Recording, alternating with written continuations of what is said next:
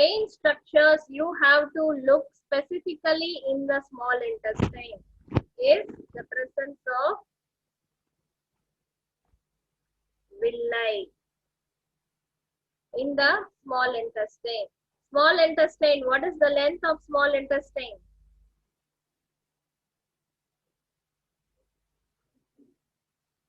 Nearly 45 centimeter.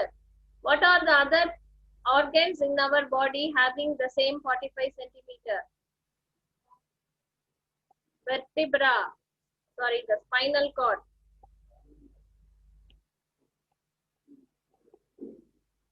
And the length of femur. Okay, clear? So small intestine, it is the place where the absorption of the contents what we are eating is going to happen. Okay, in the gastrointestinal tract, on small intestine is the place which is going to absorb the nutrients from the food. Okay, so this small intestine, the lumen of the small intestine contains numerous of villi. So this presence of villi increases the surface area of the small intestine.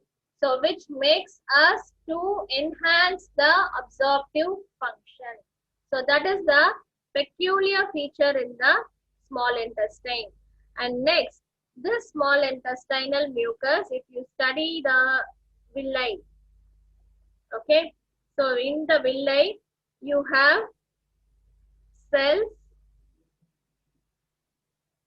the epithelial cells of the villi, and you will encounter a special type of cell in the villi of the small intestine which you call as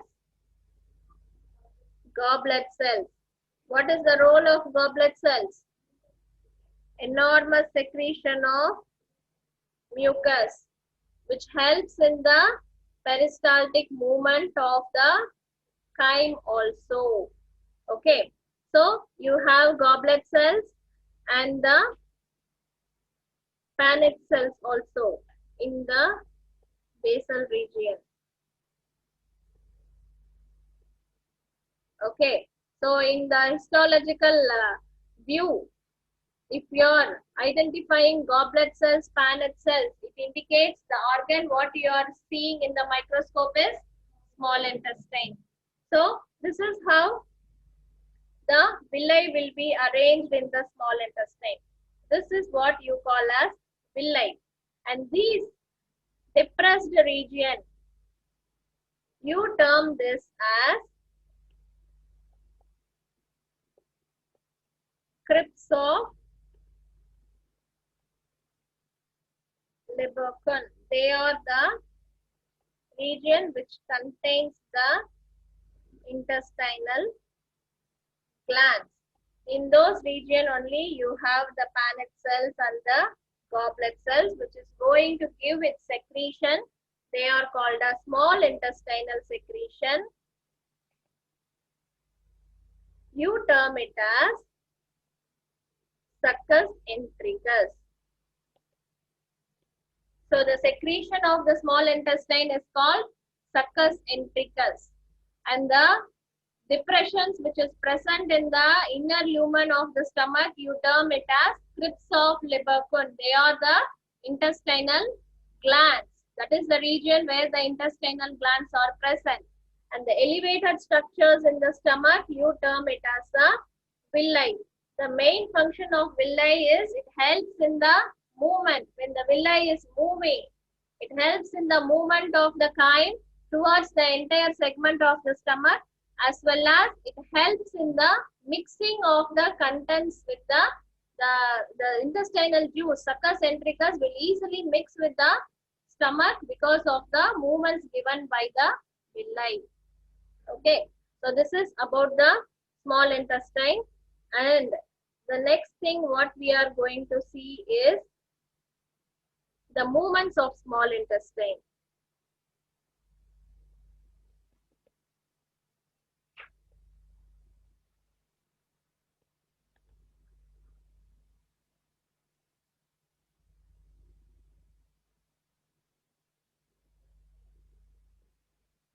So first, in the small intestinal movement, we have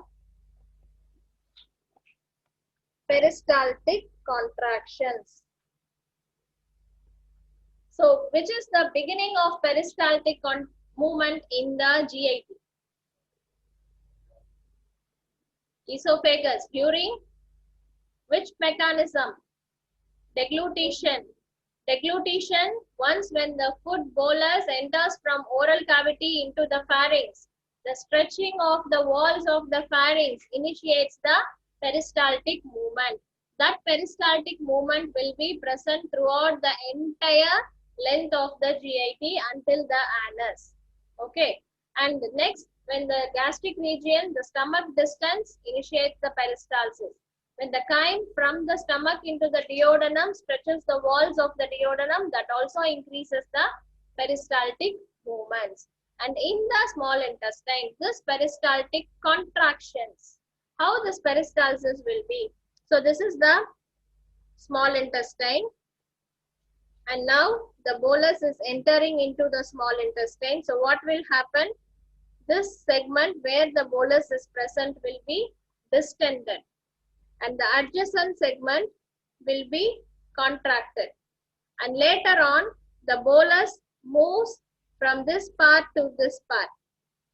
So next, what will happen is whatever segment which is distended here, it will contract, and the contracted segment, this will undergo distension because this is the place where the bolus is present now. And next again, this will contract and this will distend, and the bolus moves from this part to this part. Okay, so this is how the peristaltic contraction is taking place.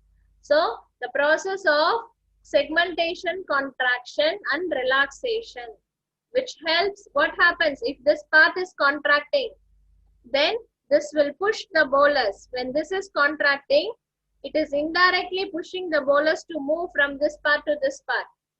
So automatically this part will relax in the mechanism of receiving the bolus. So this is called as segmentation, contraction and relaxation. So this helps in both mixing of the contents with the small intestinal juice as well as movement. Okay, clear? So next, the next thing is movement of villi. So in the small intestine, you have villi like this. Okay, so this villi will give movement in the oscillating form. So once when the villi is moving like oscillations, so it will either move like this, next it will move like this, and the next segment will move like this, the next villi will move like this. So it is giving oscillatory movement. So this, according to the movement, the bolus will move from here to there, then from here to there, then from here to there. So it also helps in the mixing of the chyme with the small intestinal juice. So this is called as lashing movement of the villi, and villi will give rise to another type of movement called as pumping movement. How this pumping movement is taking place is, the villi is normally present like this. At one point, what will happen is the villi will undergo contraction, and later on the contracted villi will relax by moving in this way. This is happening in both the sides. So this pumping movement, contracting, relaxing, contracting, relaxing in from both the sides, makes the contents to be mixed with the small intestine. Okay, so this is how the small intestinal movements is taking place. If there is any abnormality in the movement of small intestine, that you called as adynamic ileus or paralytic ileus, where the motility is lost. It may be either due to injury or infection. What is the condition we have seen? If there is mutation in the protein for cilia, Cartagena syndrome, okay, which is the mutation in the cilia. So same kind of mutation will also cause defect in the small intestine. Small intestine, respiratory system, endometrium, these are the places where you have enormous amount of ciliary functions. Okay, clear? And then next, this also because of the paralytic movement, then it also results in distension of the small intestine and also leads to accumulation of gas or fluids in the stomach itself. And finally, this will be relieved by suction through intranasal tube. Okay, so this is the common clinical scenario we will encounter if there is abnormality in the movement of the small intestine. The last part is large intestine. So in the large intestine, we have ascending colon, transverse colon, descending colon, sigmoid colon, rectum and anus. Okay, clear? So in the large intestine, it is not having any role in digestion, but it is having a small role in the absorption of water. Okay, whatever contents digested, absorbed from stomach, small intestine, the left out materials, they are considered to be the fecal matters. Okay, it is entering into the small intestine, the large intestine. And this large intestine absorbs excess of water and it gives you a solid form of fecus. Okay, here. And this large intestine is going to perform a movement called as mass peristalsis. What is this mass peristalsis? Is in case of small intestine, we have seen segmentation, contraction and relaxation. It is contracting and relaxing in segments, which is helping in the movement of the chyme. But in case of large intestine, it is giving you the mass peristalsis. What is happening over here? A mass region of large intestine will do the same mechanism of segmentation contraction. Now this is fully filled with the fecus. Then later on what we'll do is, this mass region which has distended contracts and the next segment will undergo the distension which contains the feces. And then next, this will undergo the contraction and the next segment will distend. That is how the fecal matter is excreted. Okay. And the process of voiding of fecal matter, you call it as defecation reflex. Okay, clear? So that is the defecation process. And the amount of water which is mainly absorbed, this will take place in the proximal part of large intestine. During water absorption, water will not go in a lonely way. It will go along with sodium water co-transport. Okay, clear? So that is about the large intestine, mass peristalsis, everything is over. And if this mass peristalsis is not taking place to give the defecation,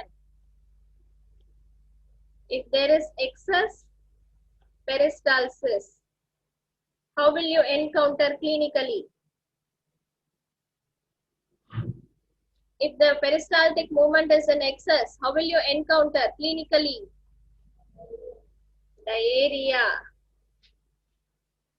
But we don't know the cause. That we have to identify based upon the symptoms. That is called as diarrhea.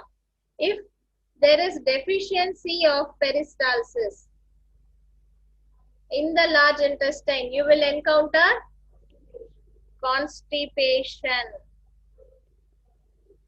What is diarrhea? What is constipation? Everything we will study in medicine. Okay. Okay. Clear? So next, and there are another condition where you don't have nervous innervation to the large intestine. That is called as aganglionic megacolon. For the contraction of peristaltic movement, you need the nervous innervation, because when the fecal matter enters, the distended segment is giving the stretch reflex. That stretch is being taken to the higher center, and then it is making the peristaltic contraction to happen. Because of the nervous innervation only, all these peristaltic contractions is taking place. In some cases, because of the absence of nervous innervation, you will not have the peristaltic contractions. Because the absence of nervous innervation, you term it as aganglionic megacolon, and that you will encounter in the condition termed as Hirschsprung's disease. Okay, clear? Yes? Clear up to this? Yes? So up to this, your gastrointestinal system is over. You want me to summarize?